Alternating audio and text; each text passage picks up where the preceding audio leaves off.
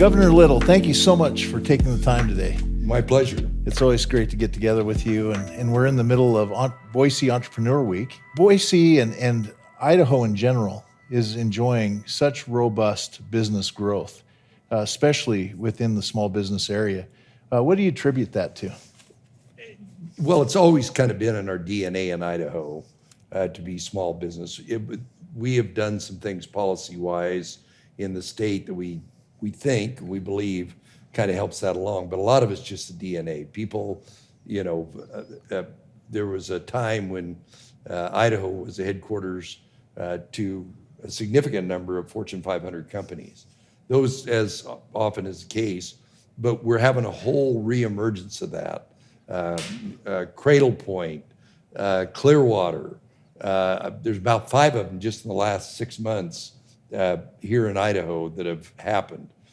Obviously, in other areas of the state, we've got some other companies that are just doing gangbusters, but it kind of ebbs and flows. But right now, it's really going gangbusters. I think most employers would tell you their biggest problem is finding help. Yes. And housing. True. Well, small business in general is a big passion of yours. Where does that come from? I think my experience in business, in my previous life, at one time I was chairman of IACI, but with the exception of 1 or 2 of those companies, those big Idaho companies all started off as 1 or 2 entrepreneurs. Yes. And we always talk about those big companies, and I always look, what do we do to help those initial entrepreneurs to become those great companies? The technology industry just puts all of that on steroids. Because if you're, farming or in the timber business or in the construction business, you kind of got to grow it at a slower rate. But you come up, of course, I'm old enough, I remember software was somebody with a good idea on a floppy disk. Yes. Most people don't even know what a floppy disk is now. That's right. Fortunately, I do. But there is so much of that, and the magnitude of growth is a lot higher than it was under the traditional industries in Idaho. But it's still the same idea. People working hard, having a good idea, hiring good people, and having a climate to where those good people can be successful. It's the same climate, but it's a totally different industry. Sure. So then when we talk about vision, if we look out 10 years from now, what things are you doing right now that are going to affect that vision in 10 years, and what does it look like? Well, the last session, the things we do from a policy standpoint in Idaho, building Idaho's future, was transportation, tax simplification, tax reduction, tax rebate, big investments in workforce and education, obviously broadband. We had started doing broadband, and then when the federal dollars came up, we in fact had a committee and had an infrastructure. The problem with some of these broadband issues is everybody in the United States is getting broadband money, and you're really having to scrap for fiber, switches, a lot of that. But we've got a good plan. We've got a broadband advisory committee that's doing a really good job. So. Oh, great. Well, Governor Little, there's a lot going on with the Small Business Development Center. Could you tell me a little bit about that? Well, we've got them all over the state. And as any, the math of startups is there's a lot of failures. Yes. And they're supposed to be, as are a lot of these efforts, try and lower the failure rate, increase the success rate. And there's one in Pocatello that I was at maybe a couple months ago. The entrepreneur was actually worked for Walmart in Arkansas. His wife was from Pocatello. He moved to Pocatello. He was producing battery packs for drones, which is interesting because he's building battery packs for drones, and one of his customers is a drone manufacturer, aggregator in Coeur d'Alene that is an Idaho company, and he's building the batteries for them, but incredibly successful. They are shoring back to the United States a lot of the things that were done in China, and of course with this problem with the supply chain. There are a lot of companies that are doing this. This is a great example of it. But one of the best examples is House of Design in Nampa that started the Small Business Development Center here, and they design robots. They get the kind of the raw robots from Europe, but then they do all the programming, all the tools on the end of them. And so they are designing and building and programming the robots. There's an outfit in Nampa that's building houses totally out of robots that were going to California. The way the housing market's going in the United States, we think pretty soon they're going to be sourcing houses here in the United States.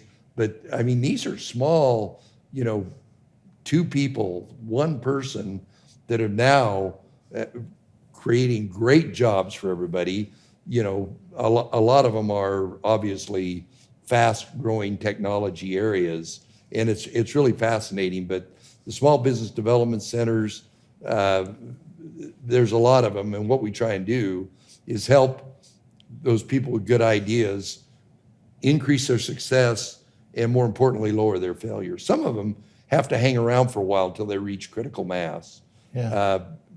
The field most about is financing. What do we do to finance them? That's right. Governor Otter and I had a finance summit one time, and I think you and I have talked about it before. Everybody thinks they're at the next highest level of finance than they really are. There's angel finance, there's mezzanine finance, and everybody said, well, they want too much of my company, and we have to be helpful to help them to know where they are on the finance ladder. Yes. But we had none of that in Idaho. Highway 16 was the only one we had right over here. Now we've got maybe 4 or 5 significant ones here in Idaho, and then we've got a lot more that are affiliated with venture capital and investment firms in the Silicon Valley, in Seattle, in Salt Lake. So the problem with capital that we had before is much less. When I first started in the legislature, the Boise Chamber wanted the state to finance these.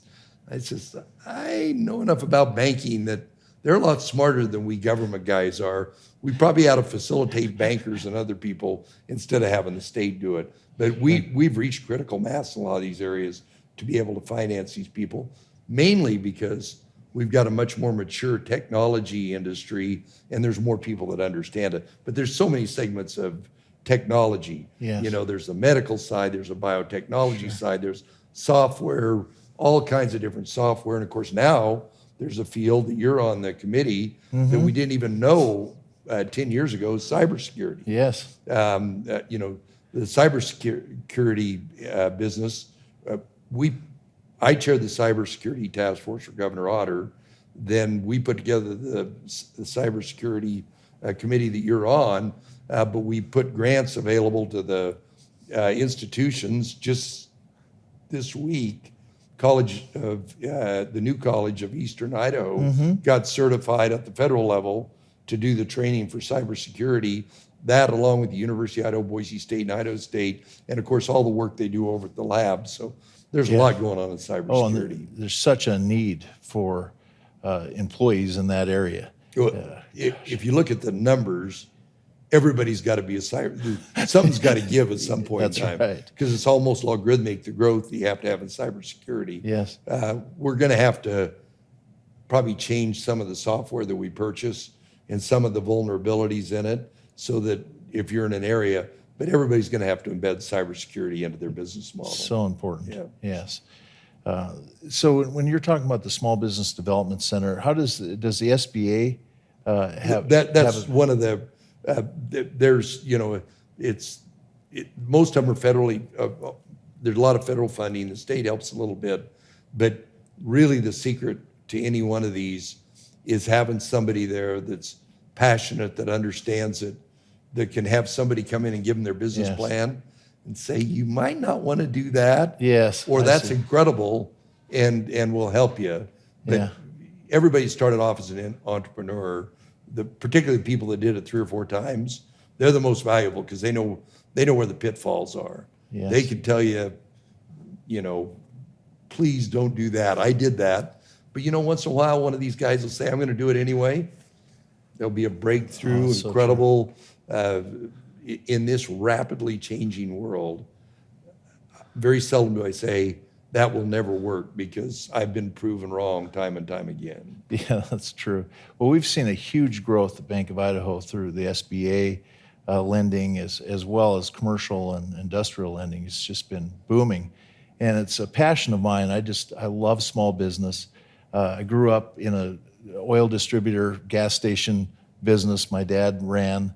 And you have kind of a small ag background.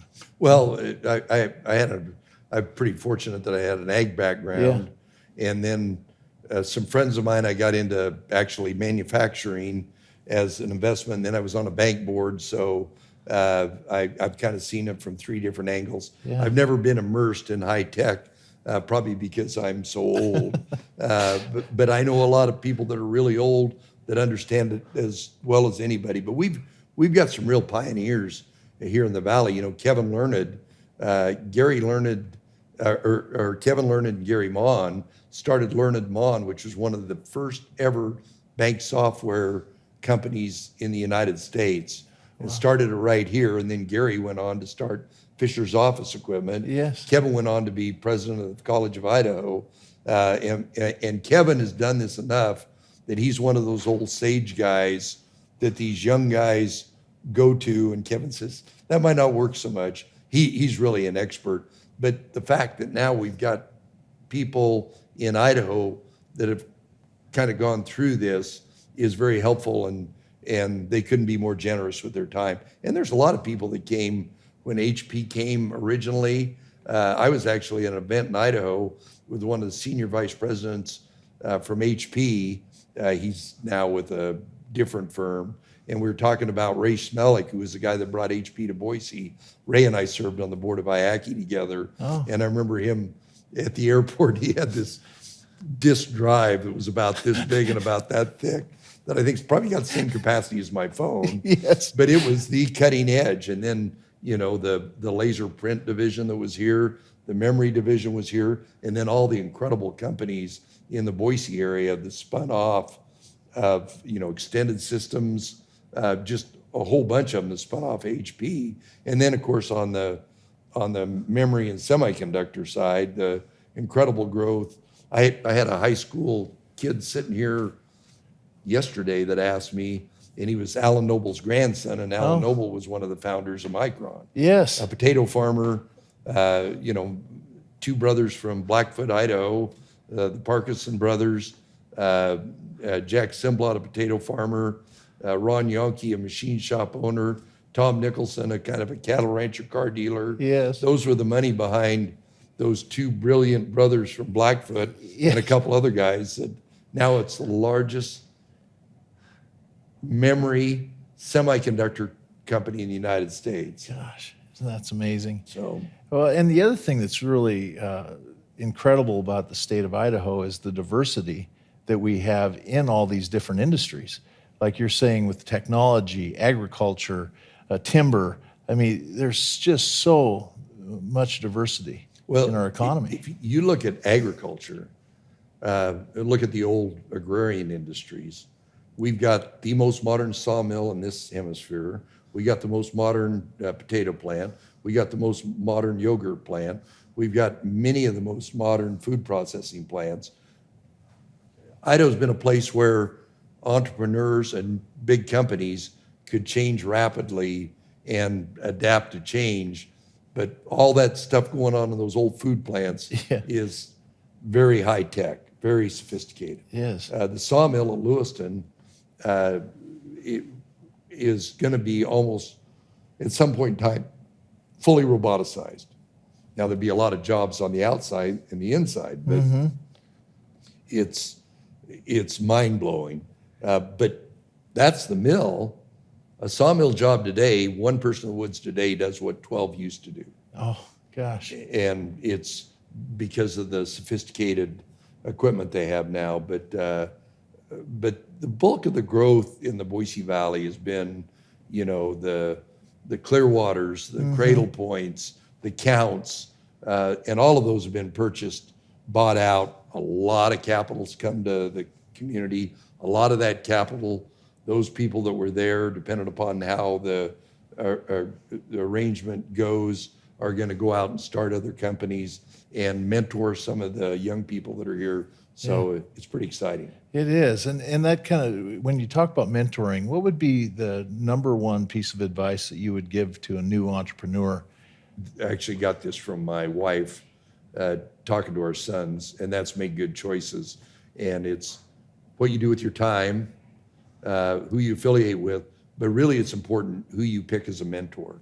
See somebody in business that you know, in 10 or 15 or 20 years, you want to be like them, and then ask them, learn from them, learn particularly from their mistakes. Yes. And I know a lot of people have been very successful, hard knuckle going at it every day, making lots of mistakes. But the people that have moved fast are the ones that learn from somebody else's mistake. Yes. And so if you want to be successful, and most of these people are very generous with their time, particularly in my business, in the ranching business, there were a couple people that were neighbors of mine that couldn't have been more gracious in what they did to help me along the way. Yeah. And I actually think in the tech field, it's almost, some of them are really focused, the young people that are going, but there's a lot of them that'll be very generous with their time. Yeah. When you think of the self-made person, that's really not a thing. It takes a lot of mentoring, takes a lot of listening, learning, and support along the way. Well, right? It's these kids that were here around this table yesterday, they asked me, and I said, well, the days of not being able to work in a team are almost gone. There's a few jobs where you can sit in a cubicle and do some of those things, but the movers and shakers, but a lot of things have changed. You know, when I went to school and our kids went to school, all the desks were lined up in rows. And now you go into a modern classroom and those kids are in groups, learning to collaborate and work things together and work in teams. Businesses always say that. I need somebody that can get along with a team and get things done. When they're hiring people, you know, being able to continually learn, being able to work in teams, being able to get along with others, being able to get along with the easiest to get along and the hardest to get along. Those are the kind of key people successful businesses try and put into their organization. Yes, that's for sure. Working together is so critical. Yeah, absolutely. You live that world. Well, right?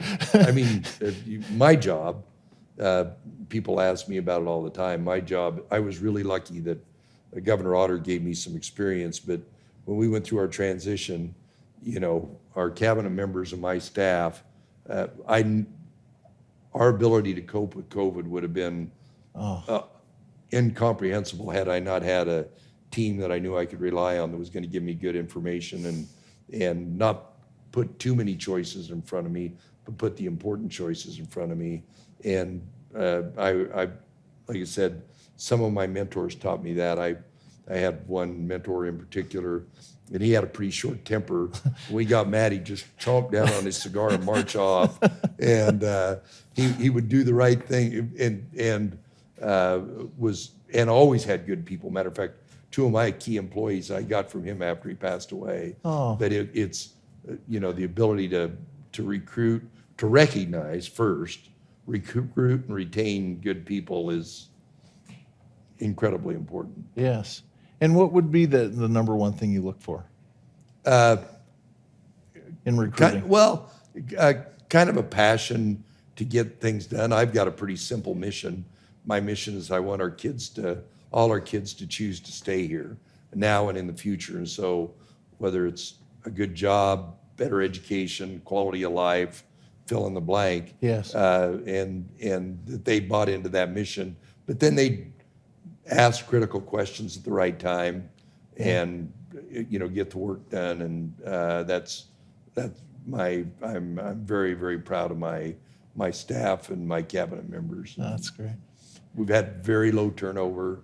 You know, there were a couple people that I pulled out of industry and put in that I knew weren't going to be there for very long, a couple of them.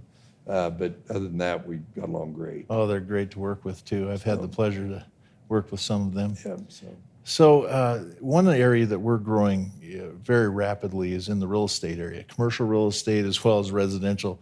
What are your thoughts on that? I went to a couple pretty good real estate, and it started to tail off a little bit. Yeah. There was a certain point in time when it wasn't sustainable. It was just crazy, but it's going to go up and down. Right now, we had in this room, I had a lot of the big city mayors for Idaho, big city mayors. Yes. I said, what can we do to help you with affordable housing? Mm-hmm.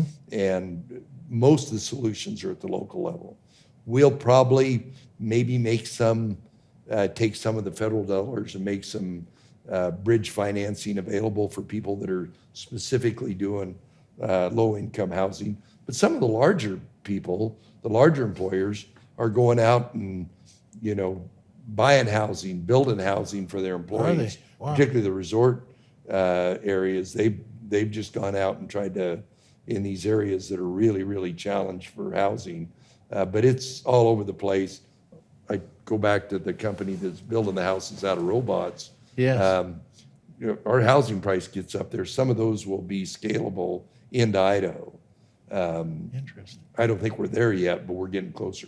Yeah. So what about Boise in particular with affordable housing? What are your Well, actually, thoughts the mayor, one of the things they're trying to do is, and a lot of it ties to transportation. Yes. If you've got an area that's underdeveloped and you build a good corridor out there where you got good ingress and egress into work and into schools, and then get high density there, you can do it. So you've got to think ahead a little bit about, what they call, quote, smart growth. And I'm not a huge central planner, but it's important that you say we're at this population, particularly in some of these cities where they know they got a lot of population coming. Mm-hmm. We're going to have X number of houses. Some of these cities, and Boise is an example, it's bordered by Eagle, Star, Meridian, and Cuna. So there's really only one way they can go. Right. Because and sometimes that's helpful and sometimes it's not, that they compete against each other. And that's a little bit of a problem because everybody wants the most valuable taxable property to go into their tax base. Yes. But there's some things they're doing. There's, you can build corridors into those areas, build higher density houses, incentivize the right kind of housing in the right area. But I worry that if I want our kids to stay here, how are they going to afford a house? That's right. That is probably my number one problem is we've got so many people that have moved in from out of state that are sucking a lot of the oxygen out of the housing market, that the kids that I want to be here to stay here, if we can give them rental units for a while, but they all want a pathway onto how they can have equity in a house. Sure. And then that feeds right into the workforce issue. I hear from almost every one of my small business owners that staffing, and everywhere you look, there's a help wanted sign in every business around. What do you think the long-term solution is for that? The long-term solution is different than the short-term solution. The long-term solution is like in the restaurant industry, they're going to be different. They're going to be different hours. They're going to put in a lot of technology to try and we look at a modern McDonald's today. Look at how few touches there are on a piece of food or a service item, and a lot of our smaller restaurants and hospitality people are going to have to implement that. My people in the hotel businesses, you figure out how a robot's going to make a bed, and that'll be important. But it's going to change. I mean, the margins are going to have to change. But I'm okay with that because that means wages are going to have to go up, and I want to have an economy to where everybody has a living wage, and so I'm going to rely on entrepreneurs, great ideas, technology to increase that wage rate for everybody. Because they do. If we raise everybody's wage rate and create a matching job opportunity, Food in a restaurant might cost a little more, but people are going to have more disposable income to buy it. Yes, That's great. that's right. Yeah, I've never been a fan of saying, "Oh, we want to come to Idaho because they have low wages." That's right. That's not a model.